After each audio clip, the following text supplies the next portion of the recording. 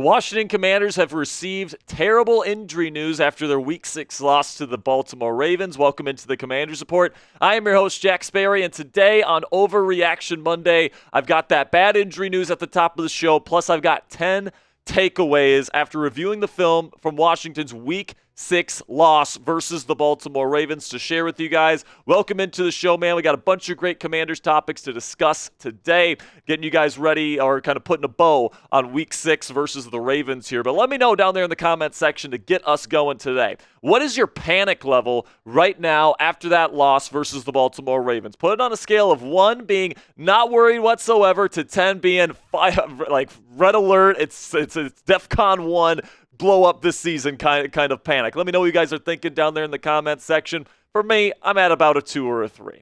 Let's start with the bad injury news here from Tom Pelissero. Says Commanders standout defensive tackle Jonathan Allen is feared to have suffered a significant pectoral injury that will require season-ending surgery per sources. So that is obviously big and really heartbreaking news if you are a Washington Commanders fan. Really, with this defense, the pass rush really needs to be a big important part of the Commanders defense this year if they want any sort of success here in 2024. So let's talk about the implications of the injuries that we saw in Week 6 and that loss to the Ravens. So of course, Jonathan Allen, you're losing him for the rest of the season, but you're also losing Dorance Armstrong here for at least a little bit. Still waiting for more word on Dorance, but to this point in the season, man, these are two of your most productive pass rushers on your team right now. And right now you got Jonathan Allen that's going to be out for most likely the rest of this season, which that just really sucks for a guy like John Allen, who, new team, or not new team, but new culture coming in here, new coaching staff coming in, new defense. He was just starting to really pick it up, and then boom, done for the season.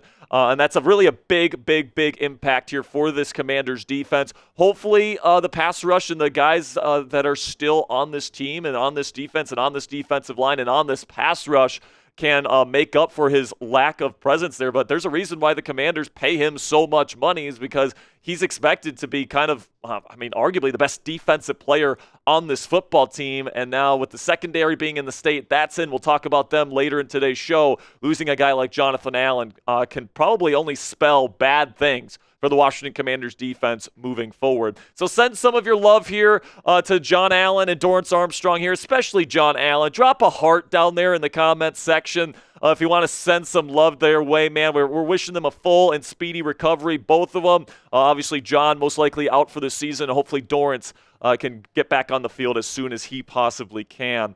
So my second takeaway here, and let's talk about the quarterback, Jayden Daniels, who I thought actually had a pretty good game once again here. I think that he is still very firmly in first place to win Offensive Rookie of the Year this year, but he did get outdueled a little bit by Lamar Jackson. But listen, man, Lamar Jackson's a 2-time MVP, and he's one of the truly elite quarterbacks in our game today. Jayden Daniels still had a pretty darn good performance to my eye, 24 of 35 passing, 269 yards passing, almost 290 yards total of offense, and then 2 touchdown passes to Terry McLaurin. He did throw a near interception in this game, which ended up being dropped, but at the end of the day, no turnovers once again for Jayden Daniels here. So I do think that it was a good performance for JD, but it definitely wasn't a bad game. That's for damn sure. It wasn't his best game for sure, but certainly wasn't his worst. Then we get to the third down stats for both offensive and defensively here for the Commanders. And honestly, I was disappointed on both sides of the football on this really important down, man, because, the Commanders came into this game as the number 1 ranked third down offense in the National Football League. And then on those situations, they went 4 of 12. So this is really the Commanders' bread and butter on offense, moving the chains on third downs. Jayden Daniels finding ways to move the sticks. If there's any criticism you can lay at Jayden Daniels in the offense this week, it's that they didn't do a good enough job moving the sticks on third down. And Baltimore defensively had a really good plan for Cliff Kingsbury's offense on that very critical down. Then on the other side of the ball, the Ravens had 10 opportunities and converted 60% of those on the day. So obviously the defense and offense lost the third down battle in this one. I don't think that's any surprise here to anybody that watched the football game. But really, I think the game was won and lost on third downs in this game, and I think that the one-score difference definitely shows that here.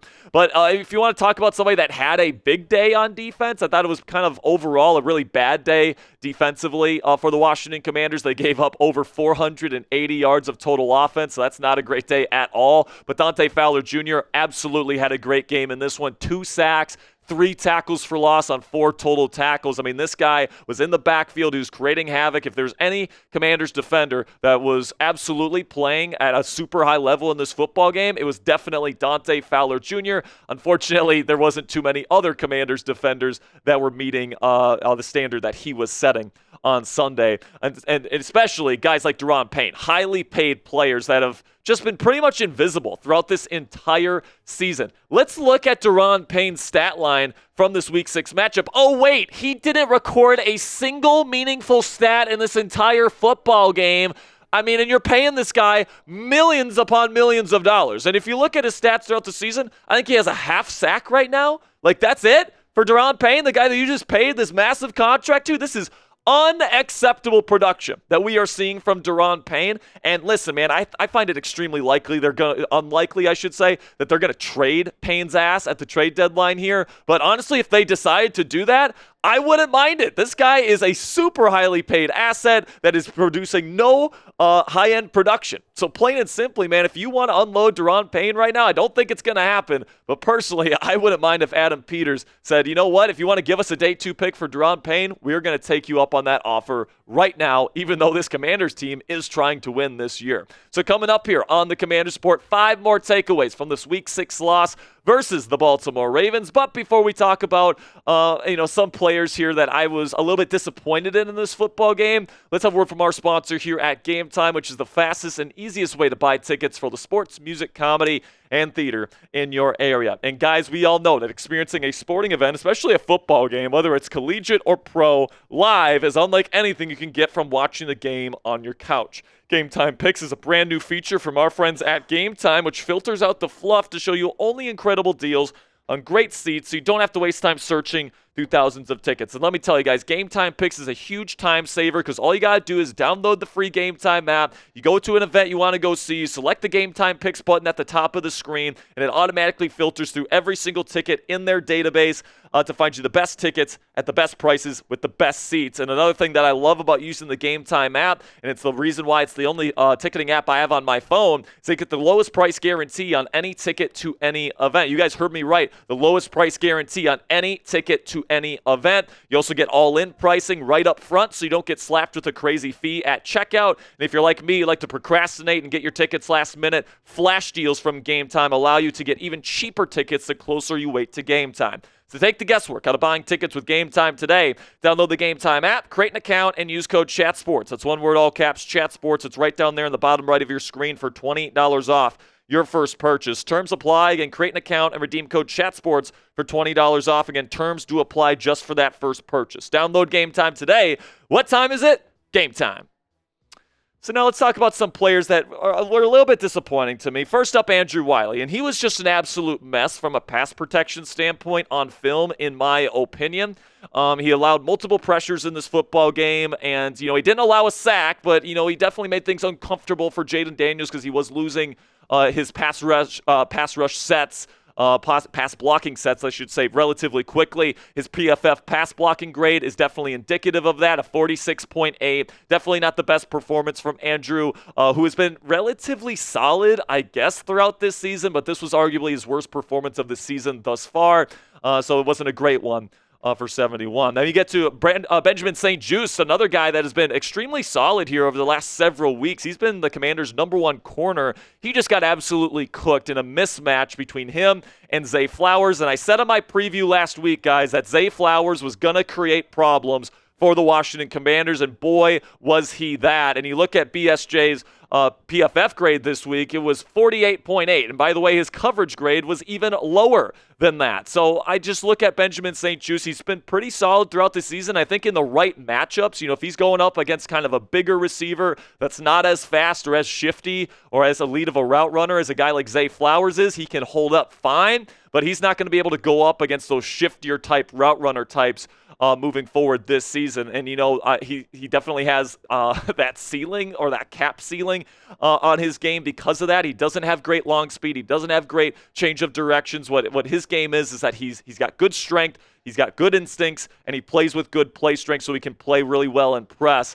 But if you can get him outside of press and you can get him in open space, it's not going to be ugly for number 25. But somebody in the secondary, and the only player that I thought really stood out and had a good game for the Commanders secondary in this one was Mikey Saintristil, who actually played mostly on the outside in this game, with Emmanuel Forbes getting the healthy scratch. And we'll talk about Emmanuel here in just a second. But Saintristil, man, 6 tackles on the day. He was very solid in run defense. He was very good in tackling in the open space. And he collected the Commanders' first interception of the 2024 season with a really nice instincts play, kind of finding the football after it was tipped. That was a big-time play for Mike Saintristil, who has definitely struggled at times this season, but a 75.0 Pro Football Focus grade for somebody that was playing on the outside when he's traditionally seen more as a slot corner. I thought it was an awesome performance, and I'm very excited to see what Saintristil is going to do for the rest of this season here in Washington.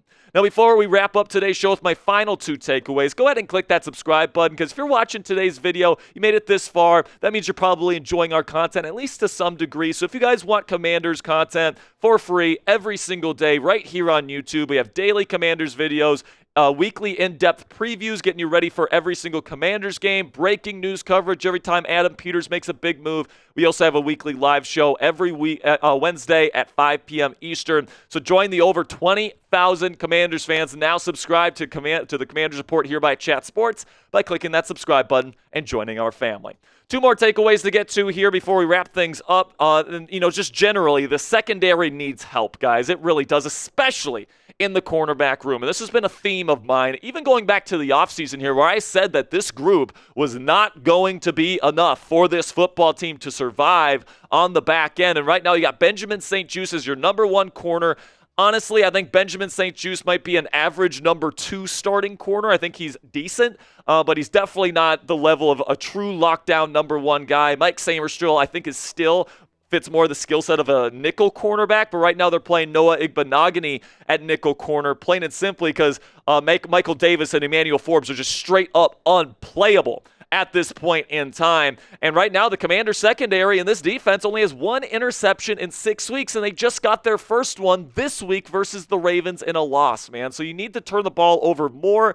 Turnovers are a very important part of defensive football in the National Football League. And right now, the Commanders are just not getting enough here in terms of the interception production from their secondary. Then the final thing here is let's talk a little bit about Emmanuel Forbes, because I was just embarrassed for him, man, to be quite frank with you. We know that this cornerback room is just bereft of talent. We know Emmanuel Forbes is one of the only people in this room that is capable of potentially being a true lockdown number 1 corner. And even despite the depth issues and the talent issues in this cornerback room, they didn't even feel like he was even worth giving a helmet to this weekend, which just shows you how much of a liability he is against the run and as a tackler. And then not only that, but he's just not the best in coverage either. So the fact that he's a former first-round pick, the fact that this is his second year, and this is really the year where he's supposed to be having his breakout season, especially with this unit of corners that just isn't really getting it done in general, for him to be a healthy scratch at any point this season is a straight-up joke, and I just feel embarrassed for Emmanuel Forbes at this point. So what say you guys? Is it officially over for Emmanuel Forbes' NFL career after that healthy scratch in Week 6? Give me a yes or a no. Let me know what you guys think down there in the comment section. I'm certainly rooting for Emmanuel, but at this point, after that healthy scratch with all the problems that the Commanders are having in the secondary this season, it's definitely not looking great. So my overall takeaway coming out of this loss is that I'm not panicking, all right? This is still a 4-2 football team. You took a game on the road here against arguably the best team in football right now, and you made it a 1-possession game, and you just couldn't make enough plays at the end to get the job done. The defense, with Jonathan Allen out for the season and then the secondary struggling as much as they are, There's absolutely still holes that need to be addressed on this Commanders team before the trade deadline this year if they want to make a legitimate push for a Super Bowl this year. But Jayden Daniels and the offense continue to look pretty good this week. I thought Austin Eckler had another pretty decent week. You're going to get B-Rob back soon. So overall, I still feel very good about the future of this Washington Commanders football team. And if I had to put my panic level on a scale of 1 to 10, I'd probably put it at 2 or 3 at this point. That'll be it for today's edition of the Commanders Report. Make sure you guys spam real one in all caps down there in the comment section if you made it to the end of today's show. My name is Jack Sperry. I'm the host of the Commanders Report here by Chat Sports. I hope that you guys enjoyed today's show. And until tomorrow, guys, go raise some hail.